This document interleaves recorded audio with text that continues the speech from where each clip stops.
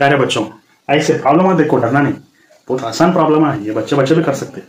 इसको देख के टेंशन ना देख के, ये जितने भी वायर्स है ना, इसको देख के टेंशन में आए थे बच्चे। क्या भी टेंशन की जरूरत नहीं, टेंशन फाइंड आउट करो। तो यहाँ पर एक्सेलरेशन का रिलेशन पूछा, इसका मतलब क्या बोलते, what is the relation between A1 and A2, ये दोनों का रिलेशन पूछा। क्या करेंगे अभी, देखो यहाँ पर एक मास है, ये बड़ा वाला मास, ये छोटा वाला मास, ठीक है। तो इसका एक्सेलरेशन डाउनवर्ड्स है, इसका एक्सेलरेशन अपवर्ड्स है। ये common sense, physics 80% common sense, 20% knowledge, बस कुछ भी जरूरत नहीं, ठीक है। तो ये हेवी है ना, नीचे की तरफ आता, ये लाइटर बॉडी ऊपर की तरफ जाता। उसके बाद एक चीज ध्यान में रखो, हमेशा tension is inversely proportional to acceleration. आदमी की जिंदगी में टेंशन बहुत हो गई, एक्सेलरेशन कम हो जाता, आगे नहीं बढ़ सकता। टेंशन कम है, जिंदगी में बहुत आगे बढ़ सकता। सुकून है, बहुत आगे बढ़ सकता। सो टेंशन ज्यादा हो गया तो एक्सेलरेशन मतलब मूवमेंट कम हो जाता उसका। समझ में आ रही बात। तो यहां पर क्या हो रहा है, tension is inversely proportional to acceleration, मतलब क्या करते, T2 by T1 is equal to A1 by A2, ठीक है। अभी देखो यहां पर एक ही वायर है, इधर क्या करते, टेंशन T, और यहां पर क्या है, यहां पर भी सेम वायर, टेंशन T। ये दोनों टेंशन मिलके यहां पर क्या होते, 2T होता। अब ये सिंगल वायर, ये भी 2T मिलकर दिल टूटता, 4T होता, ठीक है। अब ये भी एक ही वायर है, ये भी 4T। समझ में आ रही बात। अब देखो T1 के तरफ, T1 लेफ्ट साइड है, T2 राइट साइड है। T1 के साइड में कितने टेंशन है, 4T, 2T एंड T। इसका मतलब ये हो गया 7T। T2 के तरफ सिर्फ एक ही ब्लॉक, एक ही टेंशन, मतलब T2 कितना हो गया, सिर्फ T हो। समझ बात। तो अभी क्या करें यहां पर, देख लो। सो T2 के प्लेस में क्या है, सिर्फ एक ही T। T1 के प्लेस में क्या है, 7T, और ये 1 वैसे डाल दो, ये 2 वैसे डाल दो, टेंशन कैंसिल हो गया। सो A2 क्रॉस मल्टीप्लाई तो क्या हो रहा, टेंशन यानी acceleration A2 is equal to 7A1। NEET वालों, अगर आप कोई भी प्रॉब्लम को चंद सेकंड्स में सॉल्व करने चाहते हैं तो आप सही जगह पर है। अब यहां पर देख लो, एक बॉम्ब है जिसका मास 5m है, जो ब्लास्ट होकर 3 पार्टिकल्स में डिवाइड हो रहा है, 3m, m और m। इसके लिए बुक के अंदर सॉल्यूशन देख लो, कितना बड़ा सॉल्यूशन दिया। इसको सॉल्व करने के लिए कम से कम 1 मिनट तो लगता है, बहुत सारा टाइम जाया होता। अगर आप लोगों को कॉन्सेप्ट पहले से ही मालूम है, अगर टाइम सेव करना चाहते तो ये सही जगह है आप लोग। तो हमको करना कुछ भी नहीं है, चाहे यहां पर कुछ भी हो जाए वैल्यूज, तो सबसे पहले बड़े वाले मास को आप ले लो, ठीक है। तो बड़े वाला मास क्या करेंगे, सबसे पहले हम mv² बोलकर डाल देंगे, और जो भी बड़े वाले मास के ऊपर कोएफिशिएंट है, मतलब 3m है, वो 3 को ऊपर डाल देंगे, और ये 3 को जो है 1 से ऐड कर ऊपर डाल देंगे। बस आपका आंसर तैयार हो गया डायरेक्टली। अगर ये 6m है और 4m और m है, तो 6m अगर हो गया तो ये 4m हो जाता। उस वक्त क्या करना है, आपको 4 नीचे डालना है, ऊपर एक ज्यादा ऐड कर देना है, बस mv² डाल देना है, आपका आंसर तैयार हो जाएगा। प्यारे बच्चों, बेसिक कॉन्सेप्ट स्ट्रांग है, मगर प्रॉब्लम सॉल्व करने के लिए ज्यादा टाइम लग रहा। ऐसे बच्चों के लिए हमारे पास टाइम सेविंग टेक्निक्स है। यहां पर देख लो, कोई बॉडी को ड्रॉप कर दे रहे, नीचे आने के लिए कितना टाइम ले रहा, टाइम T। किसी बॉडी को ऊपर की तरफ फेंक दिए, ऊपर जाकर नीचे पहुंचने के लिए टाइम हो गया 8 सेकेंड्स। किसी बॉडी को तेजी से नीचे की तरफ फेंक रहे, टाइम हो रहा 2 सेकेंड्स। इसका मतलब जब ड्रॉप कर रहे सेम हाइट से, सेम बिल्डिंग से, कितना टाइम लगेगा पूछ रहा। इसके लिए आसान टेक्निक क्या है मालूम, square root of T1 T2 खत्म। तो square root of T1 is 8 into 2 which is nothing but root 16, तो ये हो गया 4 सेकेंड्स। इसका मतलब जस्ट ड्रॉप करेंगे ना, तो 4 सेकेंड्स के अंदर जमीन पर आकर टकराएगा। डियर स्टूडेंट्स, अब यहां पर समझो, ये जो बैटरी है ना, इसके पास कितनी एनर्जी है, इस बैटरी के अंदर 100% एनर्जी है। जब 2 माइक्रोफैराड्स का कैपेसिटर इस बैटरी को ज्वाइन कर दिए, तो ये पूरी 100% एनर्जी ये कैपेसिटर अब्सॉर्ब कर लेगा। मगर जब ये कनेक्शन जो बैटरी का है, इसको यहां से निकालकर अगर यहां कनेक्ट कर दिए, देन क्या होता है, ये 100% है ना, इसमें से ये दोनों शेयर करेंगे, अपनी अपनी कैपेसिटेंस के मुताबिक शेयर करेंगे। इसके अंदर 2 माइक्रोफैराड है तो 20% शेयर करेगा, इसके अंदर 8 माइक्रोफैराड है तो ये 80% शेयर करेगा।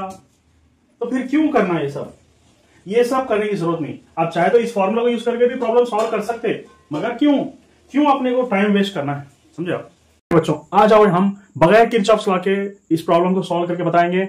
What is an effective potential across A and B बोल के पूछ रहा, ये दोनों ए एंड बी के बीच में इफेक्टिव पोटेंशियल बोल के पूछ रहा। तो हम क्या करते हैं, सबसे पहले किरचॉफ्स लॉ यूज करते हैं, जो कि हमारे लिए सबसे बड़ा सर में दर्द है, टाइम वेस्ट है। तो यहां पर इंजीनियरिंग कॉलेज स्टूडेंट्स के लिए एक थ्योरम है, मिलमैन्स थ्योरम बोल के, वो मिलमैन्स थ्योरम का फॉर्मूला में डाल दिया। सिर्फ इतना करना है, E1 by R1, E2 by R2, 1 by R1। यहां पर E1 मतलब 4/2 प्लस 2/2, ये E2 और ये E1। तो और क्या है, 1 by R1 plus 1 by R2, मतलब ये R1 1/2 प्लस 1/2, 1/2 प्लस 1/2 1 ही होता। तो ऊपर क्या होगा, 2 2 2 1 मतलब 2 + 1 3 by 1 हाफ ऑफ 1 हो गया, तो your answer is going to be 3 volts, that's it.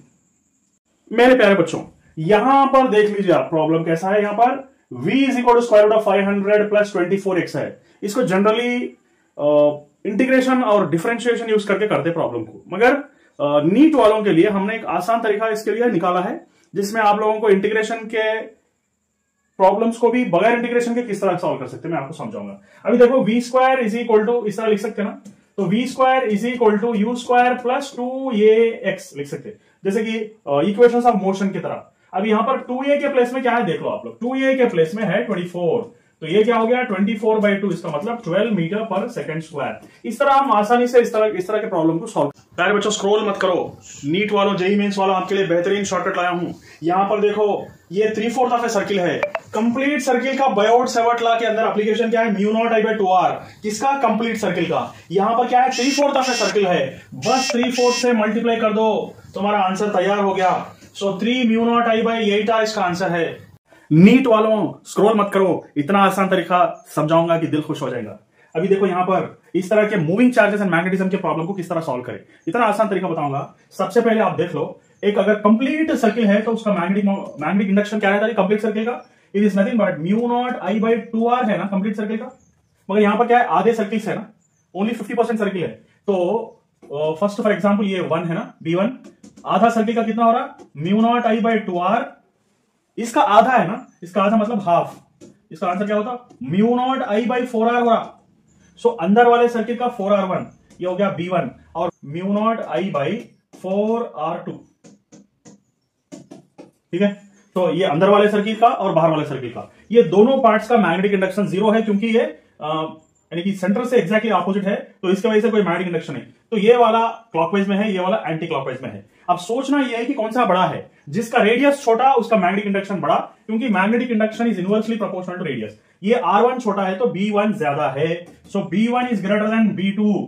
तो अभी हमको नेट मैग्नेटिक इंडक्शन क्या रहता जी, इट इज μ0I/4, अगर कॉमन कर दिए तो 1/R1 माइनस 1/R2, क्योंकि ये फॉर्मूला B1 का है और ये फॉर्मूला B2 का है, μ1/4 ये होगा इसका डिफरेंस। अब हमको रिजल्टेंट क्या हो रहा है देखो, ये अगर क्लॉकवाइज है तो ये थंब जो है ना इनसाइड है, और ये एंटी क्लॉकवाइज है थंब आउटसाइड है, एक इनटू एक आउटसाइड, मगर जो छोटा है ना उसका डोमिनेशन, इसका वैल्यू ज्यादा है तो वो डोमिनेट रहता है, इसका मतलब इनटू डोमिनेशन है, तो हमको डालेंगे यहां पर हम डालेंगे इनटू, ओके। तो ये हो गया आपका answer μ0I/4 1/R1 minus 1/R2, कौन सा सेट हो रहा देख लो, सेकंड ऑप्शन सेट हो रहा, ठीक है।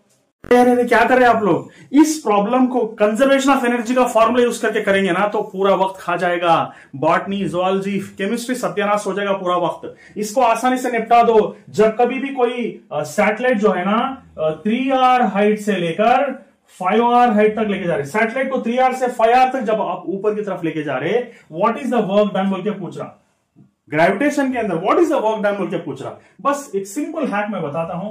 तो वर्क डन आप लोगों को मालूम है G_M_r, ये तो हो गया आपका वर्क डन का फॉर्मूला। अब इसको किससे मल्टीप्लाई करना है मालूम आप लोगों को, ये जो 3R और 5R दिया ना, इसको क्या करो 5 - 3 कर दो, पहले डिफरेंस कर दो दोनों का, उसके बाद कर दो प्रोडक्ट, ओके। सो डिफरेंस और प्रोडक्ट करेंगे ना तो आपका आंसर क्या होगा 2G_M_15R, आपका सॉल्यूशन तैयार। ये उन्हीं लोगों के लिए है जिनको थोड़ा बहुत कॉन्सेप्ट है बेसिकली। बैलेंस्ड व्हीटस्टोन ब्रिज ऊपर 5 नीचे 10 और उसका रिवर्स, ये बैलेंस्ड व्हीटस्टोन ब्रिज तो हो ही नहीं सकता। अब इसको करना है तो ये सारे मेथड्स यूज करना पड़ेगा और डेल्टा स्टार ट्रिक यूज करना पड़ेगा, बहुत लंबा, बहुत सर में दर्द। मैं आपके लिए एक फॉर्मुला डिकोड किया हूं, 1 साल से इसके ऊपर रिसर्च कर रहा था, तो ये सारे शॉर्ट ट्रिक्स के लिए फॉर्मुला डिकोड करा। रेसिस्टेंस अक्रॉस ये भी करना क्या है मालूम आप लोगों को, 7 into resistance small divided by 5, बस इतना सा फॉर्मुला डिकोड कर लो, आंसर आसानी से आ जाएगा। 7 इंटू रेसिस्टेंस स्मॉलर वैल्यू क्या है 5 डिवाइडेड बाई 5, आपका आंसर आ जाएगा। अगर आप चाहे तो और एक भी एग्जांपल मैं देता हूं, अगर ये 10 और ये 20 और ये 10, ये 20 और ये 10, इस तरह के प्रॉब्लम के लिए आपको करना क्या है, just resistance net is equal to 7 into smaller resistance में 7 इंटू 10 डिवाइडेड बाई 5 करना है। सो इसका आंसर हो जाएगा 14 ओम्स, समझे आप।